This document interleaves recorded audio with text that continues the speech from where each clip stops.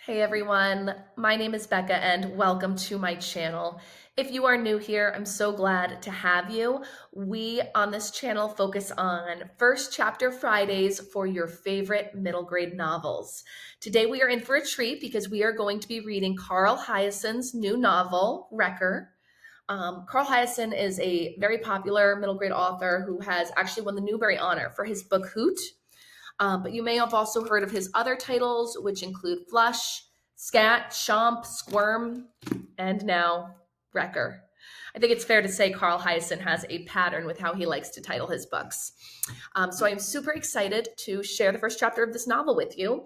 But first, let's start by reading the front and side cover, which will give us a little bit more of an idea what this novel is going to be about. Valdez Jones VIII calls himself Wrecker because his great-great-great-great-great-grandfather salvaged shipwrecks for a living. So is it destiny, irony, or just bad luck when Wrecker comes across a speedboat that has run hard aground on a sand flat? The men in the boat don't want Wrecker to call for help. In fact, they'll pay him to forget he ever saw them.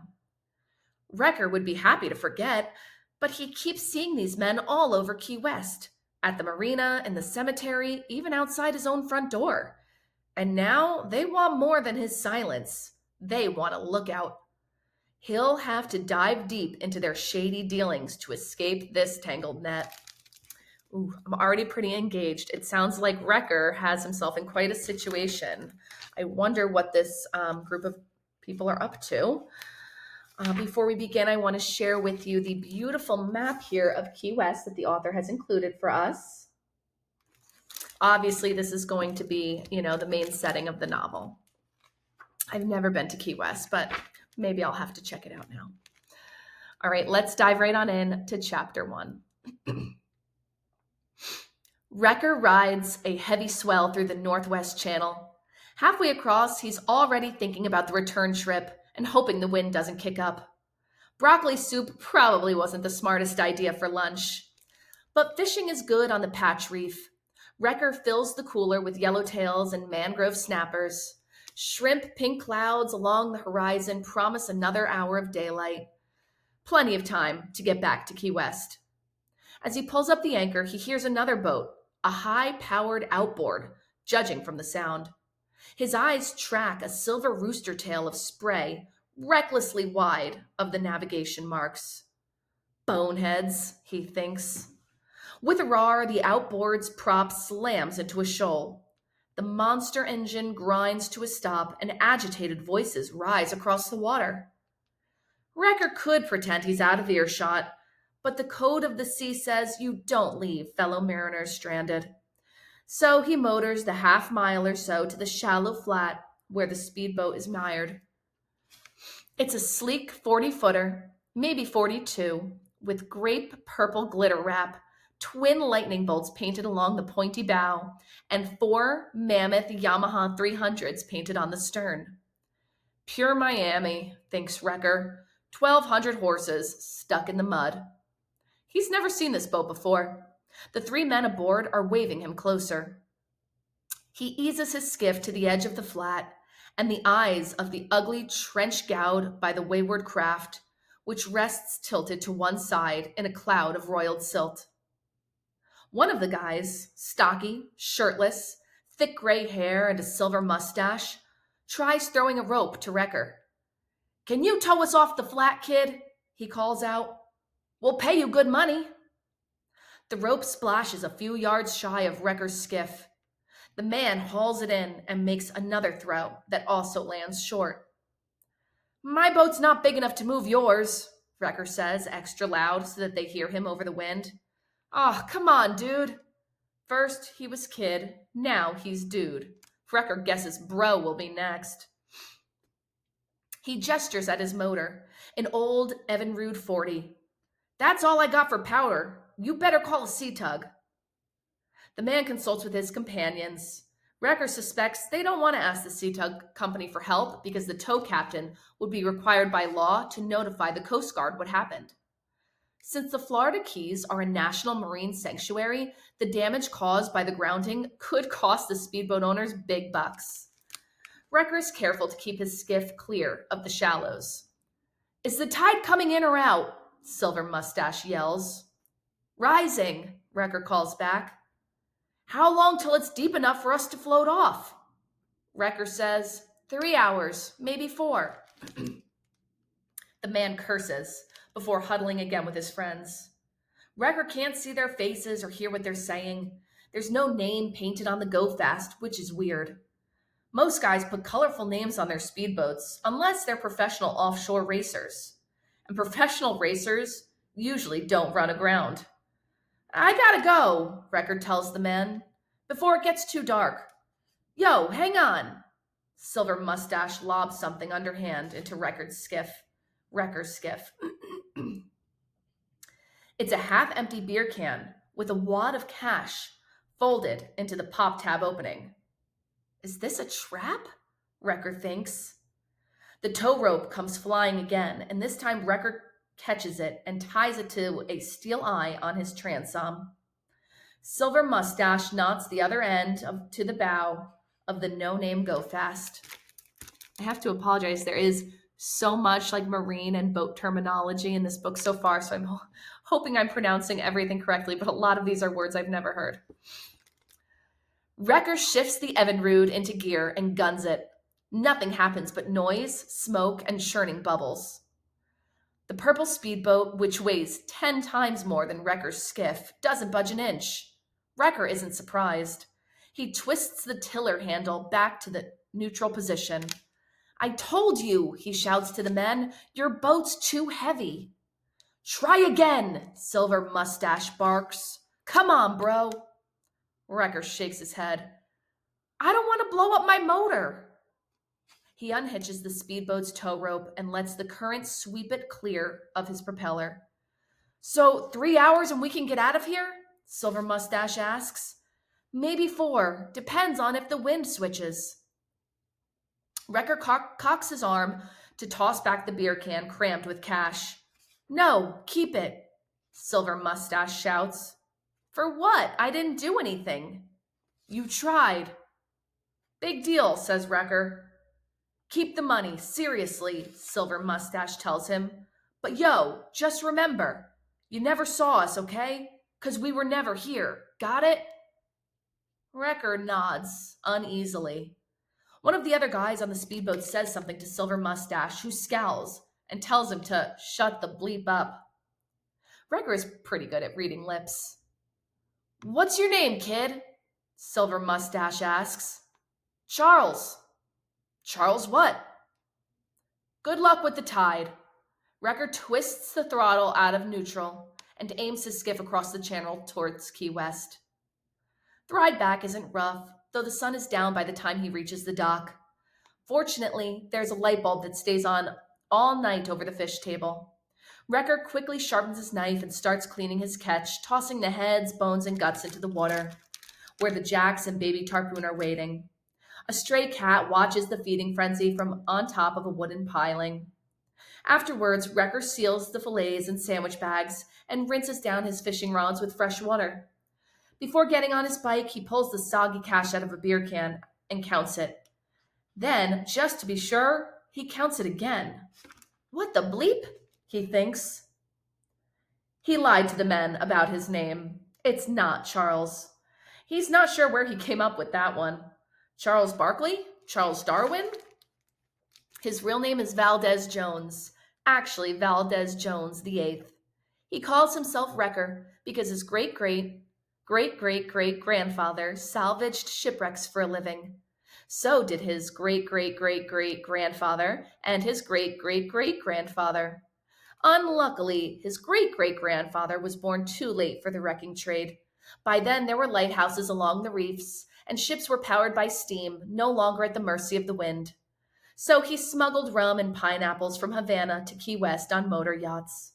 The bootlegger's only son, Wrecker's great-grandfather, owned a headboat called Maiden of Matacum, which took platoons of sun seeking northerners fishing for groupers and amberjacks on the reef.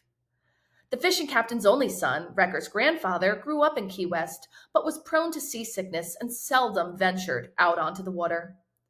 Instead, he drove tourists around on the conch train and chain smoked himself to death at age 52.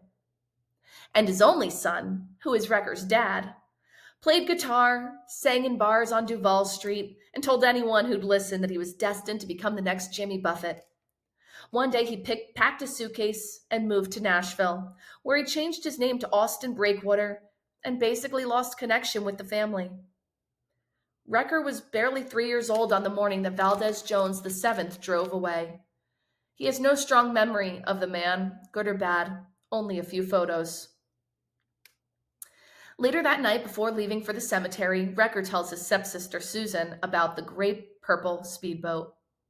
Well, that's ironic, she says. What do you mean? You call yourself Wrecker, even though you're not one, and tonight you find a boat crashed on a reef, just like in the olden times. They didn't hit a reef, they ran up on the flats, he says. And the only reason I'm not a wrecker is because that job doesn't exist anymore. Susan rolls her eyes. You're missing the point.